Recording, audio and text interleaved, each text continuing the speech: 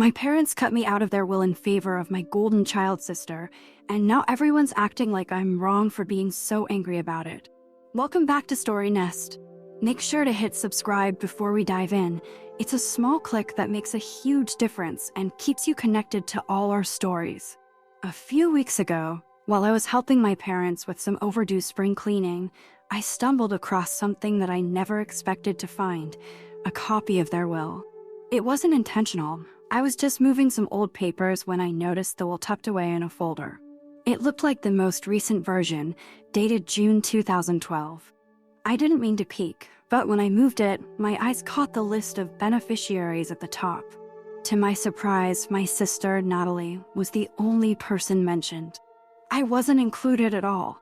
My heart sank. It wasn't that I expected to be the sole heir, but there was nothing for me. No mention of my name. It hit me hard. I decided to take a look at the rest of the document. I know I shouldn't have, but I couldn't stop myself. What I found only added to the weight of it all.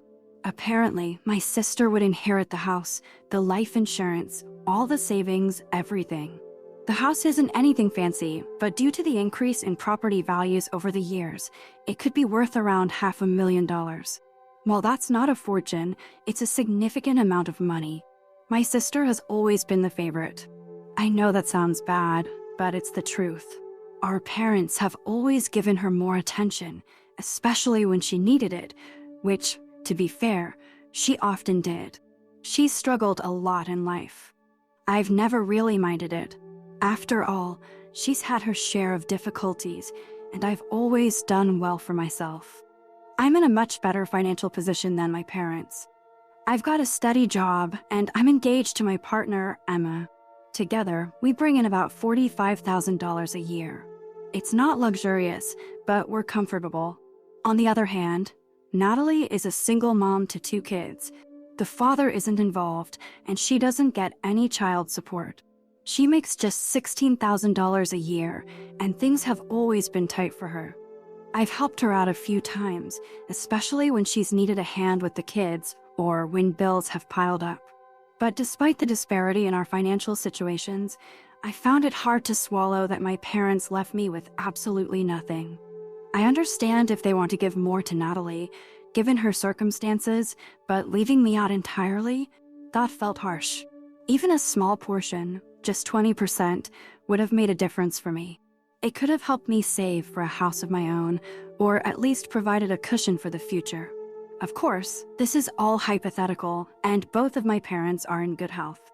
They could live for many more years, but still, it felt unfair that if something were to happen to them, Natalie would be set, and I'd be left with nothing. It stung.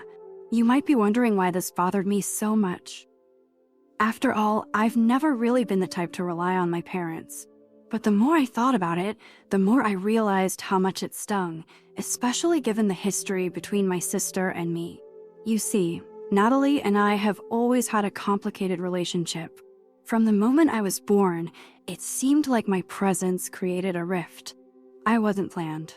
My parents had experienced a miscarriage before me, and they had made the decision to stop having children after that. But then, a year later, I came along, an unexpected surprise. My dad had to work 2 jobs for a while to support us, and as a result, he was barely around when I was growing up. He missed out on a lot of my childhood, and in his eyes, it felt like I took him away from the time he could have spent with Natalie. As for my mom, after the miscarriage, she was hesitant about having another child at 39, so she had already emotionally distanced herself from the idea of raising another baby. It wasn't that my parents didn't love me, but there was always this underlying tension. They seemed to view me as a bit of an inconvenience, someone who came into the picture too late.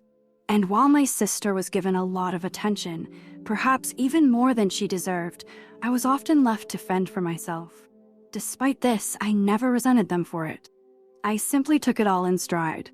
I learned how to be self-sufficient early on. I worked hard, got a job at 16, paid my way through college, and did everything I could to prove I could make it on my own. I thought this sense of independence would be seen as a positive thing, but instead, it seemed to reinforce the gap between me and my parents. Natalie, on the other hand, was always the focus of attention. She never had to work hard for things, and my parents indulged her constantly. I watched as they gave her whatever she wanted, whether it was new clothes, expensive gadgets, or financial help whenever she needed it.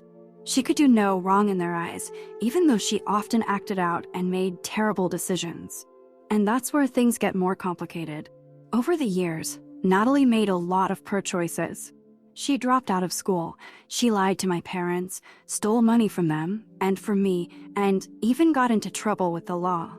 She's been bailed out countless times, and despite all this, my parents have always forgiven her.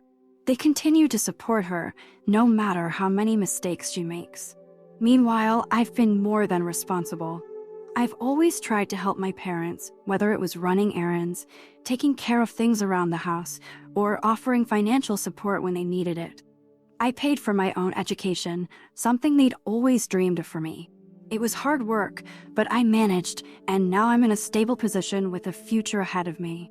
But when I compared my efforts to the way they treated Natalie, it felt like a slap in the face. She could do no wrong, no matter how much she had messed up, and yet I was left out of everything. When I found out that I was completely excluded from my parents' will, I was initially in disbelief. How could they do this to me? Sure, I wasn't as emotionally dependent on them as Natalie, but I was their son.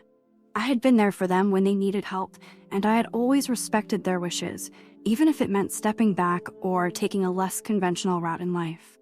I thought that, over the years, they would come to see me as someone they could depend on, someone who had made something of himself and had earned his place in their lives. But instead, I was left in the cold, while Natalie was given everything. I won't deny it, there was a lot of anger that bubbled up inside me when I saw that document. I didn't care about the inheritance itself. What hurt was the realization that my parents had never truly viewed me as an equal, as a son. I had tried to be there for them in every way I knew how, but it always felt like it was never enough. I was never the perfect child, the one who would always seek their approval and validation. And maybe that's what made me different in their eyes. I tried to suppress the emotions at first. I told myself I shouldn't care, that it was just a will, just a piece of paper. But as time passed, the feelings lingered. I knew that I couldn't let this go without saying something. So I made the decision to confront them.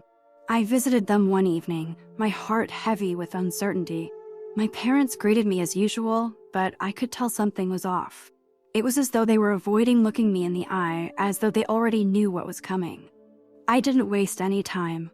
I asked them about the will, straight up. I told them how hurt I was to find out that I wasn't included, especially considering everything I had done for them over the years. Their reactions were not what I expected. My father was quiet, almost defensive, while my mother seemed genuinely upset but didn't know how to respond. It was then that they opened up to me about the truth, the things they had never said aloud before. "You've always been independent, son," my dad said, his voice cracking a little. "You never asked for anything, never seemed to need anything from us. You've always been the strong one.